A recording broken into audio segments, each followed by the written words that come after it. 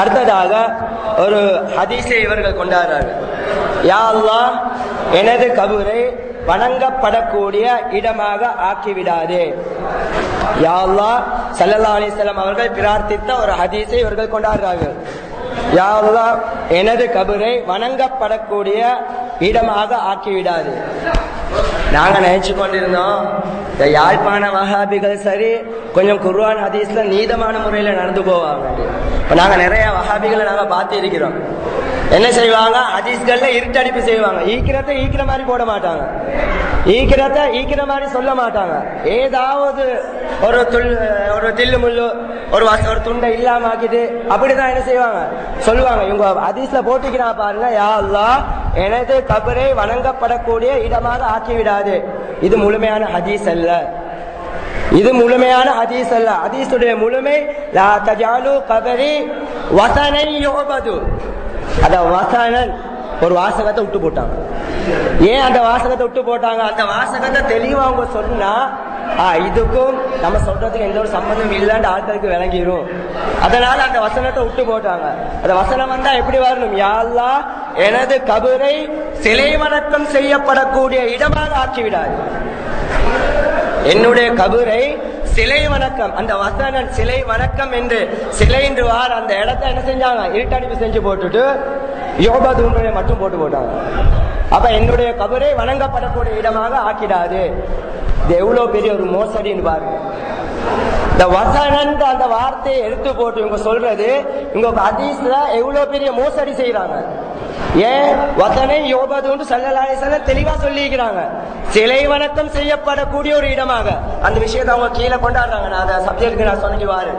ஏன்னு சொன்னா அந்த காலத்துல வாழ்ந்த முஷ்ரிக்கீங்கள் என்ன செய்வாங்களா, அவங்கள்ட்ட யாரு சரி ஒரு நல்ல மனிதர் ஒரு சேவை செஞ்ச ஒரு ஆள் வந்து மௌத்தா போயிட்டான்னு சொன்னா அவருடைய சிலை அப்படியே என்ன செய்வாங்க, செஞ்சு வைப்பாங்க. இப்ப இவங்களோட காலத்துல இருக்கிற மாதிரி இந்த பண்டார நாயக்கா பிரேமதாஸ் எல்லாம் மரணித்து போனது பின்னாலும் அவங்களோட சிலைகளை இன்னைக்கு வச்சுக்கிறாங்களே, அதுக்கு வருஷம் என்ன செய்வாங்க, மாலை போடுவாங்களே. அந்த வழக்கம் முஸ்லிம்கள் இருந்துச்சு. ஸல்லல்லாஹு அலைஹி வஸல்லம் அதை சொல்லி காட்டுறாங்க. யா அல்லாஹ், அந்த முஸ்லிம்கள் அப்படி செய்யற மாதிரி என்னுடைய கபரை ஆக்கிறாத. நீங்க ஸல்லல்லாஹு அலைஹி வஸல்லத்தை யார் சரி சிலையா செஞ்சு வச்சிருக்கிறாங்களா? அந்த அமைப்புல இன்னைக்கு இருக்குதா? இல்ல. இவங்க காட்டுற ஆதாரத்துக்கும் ஈக்கிற விஷயத்துக்கும் எந்த ஒரு சம்பந்தமுமே இல்லை. வதனை யோபது சிலை வணக்கம் செய்யப்படக்கூடிய இடமாக யா அல்லாஹ், என்னுடைய இடத்தை நீ கபரை நீ என்ன செய்யாத ஆக்கிவிடாதே. இந்த துஆ அல்லாஹ் தஆலா கபூல் செய்து இருக்கின்றான் ஸல்லல்லாஹு அலைஹி வஸல்லத்துடைய விஷயத்துல. அவனோட எல்லா விஷயத்தையும் அவன் கேட்டு எல்லா துஆக்களையும் அல்லாஹ் தஆலா கபூல் செய்து இருக்கின்றான். அதே போன்று இந்த துஆவையும் அல்லாஹ் தஆலா கபூல் செய்து அந்த நிலைமையை விட்டு அல்லாஹ் தஆலா பாதுகாத்திருக்கிறான். ஸல்லல்லாஹு அலைஹி வஸல்லத்தை யாரும் சிலை வடிவமா என்ன செய்யல, செய்யவும் இல்லை, அப்படி வணங்கவும் இல்லை. அந்த துஆவை அல்லாஹ் தஆலா கபூலாக செய்திருக்கின்றான். சம்பந்தம் இல்லாத ஒரு ஹதீஸை தூக்கி போட்டு இந்த நிகழ்வை மக்களுக்கு புறக்கணிக்குமாறு இந்த நோட்ஸை போட்டிருக்கிறாங்க. சரி, ஈக்கிறத சரி போட்டு சொல்லு, அப்படியும் இல்லை. எல்லா வஹாபிகளும் என்ன வேலையை செய்வாங்களோ அவங்களோட பொறப்பு குணம் அது. அதை எங்களால் என்ன செய்யலாம், அது மாத்தேலாம். நாங்க உங்களுக்கு இனம் காட்டி தரத்தான் இவங்க இப்படி செஞ்சுக்கிறாங்க, இந்த விஷயத்தை இப்படி இருட்டடிப்பு செஞ்சுக்கிறாங்க அப்படின்றத நாங்க உங்களுக்கு இனம் காட்டி தரத்தான் எளிமையை தவிர அவங்கள என்ன செய்யலாம், திருத்தேலாம். அவர்கள் இரண்டாவது ஒரு ஹதீஸ காட்டின அந்த ஹதீஸ் அதுல அறவாசிய இருட்டடிப்பு செஞ்சு காட்டியிருக்கிறாங்க.